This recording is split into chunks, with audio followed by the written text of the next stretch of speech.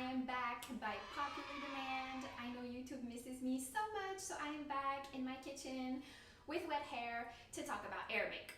So I made some previous videos where I spoke Arabic and a lot of the comments were very positive. A lot of you guys were saying that my Arabic pronunciation is fantastic, wonderful, and marvelous. And so I thought that today I would film a video mostly for foreigners, people who are trying to learn Arabic. And I kind of just want to talk about my journey learning Arabic letters. At first I thought about titling this video like how to pronounce the Arabic alphabet, how to pronounce Arabic letters, something like that. But then I realized I am not a teacher of Arabic. I'm barely even a student of Arabic because I've never actually taken a class. I learned everything on the internet and by asking people that I know. So instead of titling it how to do something, I think I'm just going to call this video my Arabic journey. And this is basically what this is going to be. I want to just kind of tell my story and talk about my progress that I've made with the Arabic alphabet. And I received a lot of comments about how I got to understand the letters, how I got to be able to pronounce them. So that's what this video is about basically. I guess it's meant for foreigners, but it could also just be entertaining for someone who doesn't even learn Arabic or someone whose mother tongue is Arabic. I don't know. There are exactly 12 sounds that are in Arabic and not in my mother tongue, which is French. And among those 12 sounds, there are 3 sounds that are in English, so I already know how to pronounce them. Those 3 sounds are ha, th, and the. There is one sound that is in both Arabic and French, but not in English, and it's ra, the guttural ra. Now, people, experts, linguists, say that there is a difference between the Arabic ghain and the French r. However, I absolutely do not hear it. But in the International Phonetic Alphabet, there is a difference, apparently. I do not hear it at all. I'll insert some audio files of the Arabic ghain Ra, ara, and the French r. ra, ara. Does anyone hear the difference? I don't. If you do, tell me down below. Maybe you can try to explain to me what the difference is, either in the sound or where it's pronounced. As far as I'm concerned, they are the same. One of them is called ovular fricative or something like that. I don't really know exactly what they're called because I'm not a linguist, but to me they sound the same. I pronounce them exactly the same, and I've never had any problem with that. So there you go. A few moments later. Ovular? I don't think they're called ovular fricatives. Future Mona editing, please write the correct name of these 2 letters. I feel like it's not ovular. I feel like ovular refers to something else. Eggs. Voiced uvular fricative. One letter that is in Arabic that I found a little bit difficult at first is kha.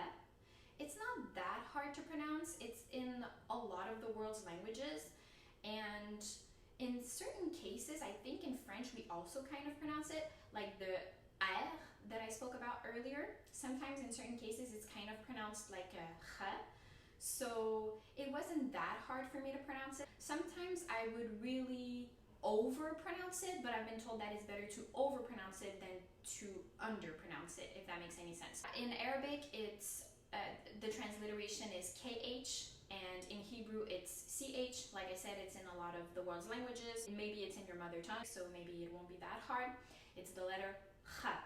Now, another letter that sounds like Kh but is a little bit different is H. H. This one was very hard for me because at first I did not hear the difference between H and H, which is a letter that is present in the English alphabet. But with time, I got to hear the difference, and the main thing that helped me in pronouncing it was to imagine that you're in a car and then you want to draw something on the window or something, so you go right. know if this is relevant to people who don't like live in the north, but I think, yeah, when you're like in a hot room and it's cold outside, you do on the window or on the glass or whatever. So that really, really helped me in pronouncing it. And other than that, it was just kind of like, what helped me was getting used to the sound. And when people made the difference between ha and ha, like when they really told me very slowly, that's when I started to understand the difference between the two. They're also like very different when you read them.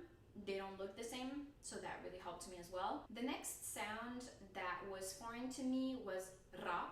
This is a rolled R. It's very, very common in the world's languages. It's probably, I don't know if what I'm gonna say is true, but I would guess it's in the majority of the world's languages. It's in Spanish, it's in a lot of languages, so I had already practiced it in like Spanish class in school and stuff like that. So it wasn't that hard. Also for other foreigners, I'm guessing it won't be that hard. It's ra, ra. Next we have the emphatic, I think that's what they're called. Emphatic, emphatic. Emphatic.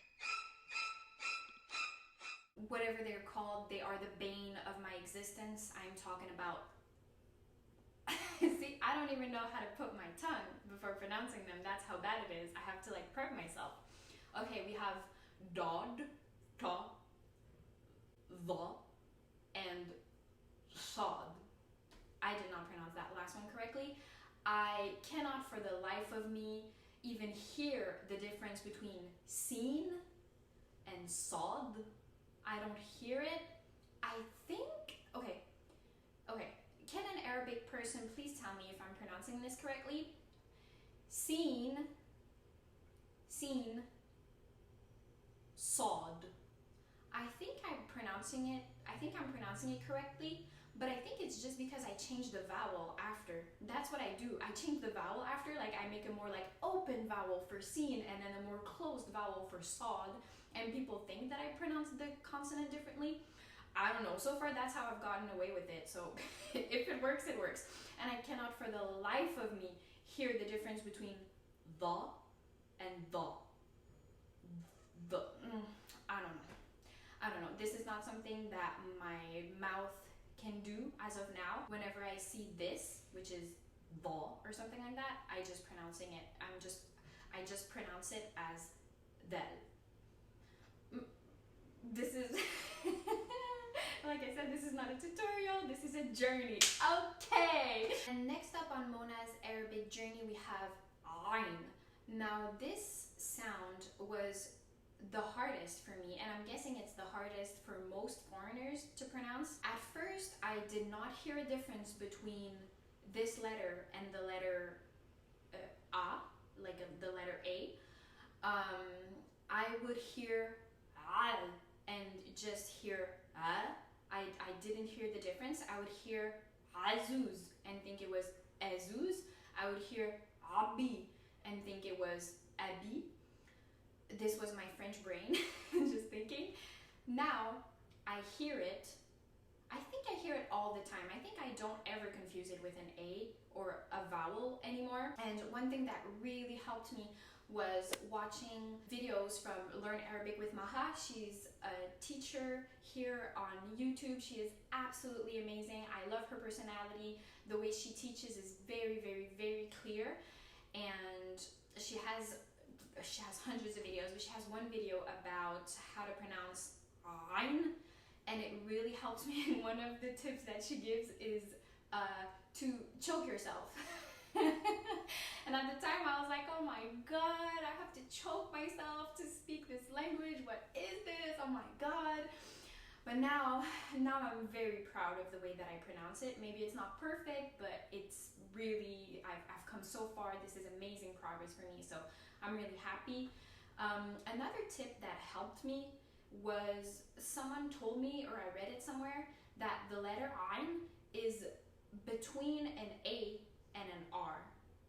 At first, I did not understand this. This confused me very much, because how can a letter be pronounced between a vowel and a consonant?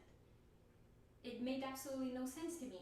but upon thinking about it, it helped me to learn how to pronounce it. So yeah, that's it for ein. People used to tell me like, oh, your throat will close a little.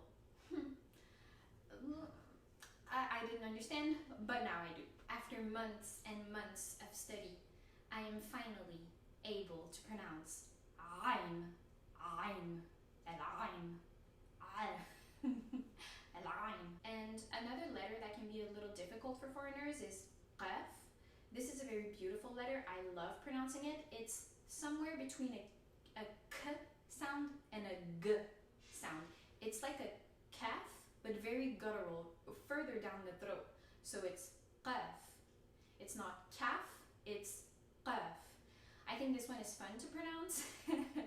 I don't know if it's in a lot of other languages, but obviously if you speak a Semitic language or an Afro-Asiatic language, it's going to be easier for you to learn Arabic. Like if you already speak Hebrew or something, it's going to be easier for you to hear the sounds and know how to differentiate them than if you have an Indo-European language as a mother tongue like I do. I just realized that I pronounce dod and da as retroflex consonants, just like in Indo-Aryan or Dravidian languages, you know, that typically Indian sound ta and da. That's how I pronounce the Arabic ones. That's not how I'm supposed to, but that's how I do it. And so far, it's been okay. So I don't really plan on learning pronunciation any further. I do plan, however, on increasing my speed of reading and increasing my knowledge of vocabulary and grammar. That's what I'm gonna focus on more now. Even though grammar is boring, but gotta do it. For me, it's really fun to learn how to pronounce words. It's really fun to learn vocabulary, but grammar and conjugation is not really that fun. I will probably in the future make a video about how to learn languages in general, like how to have a language study routine.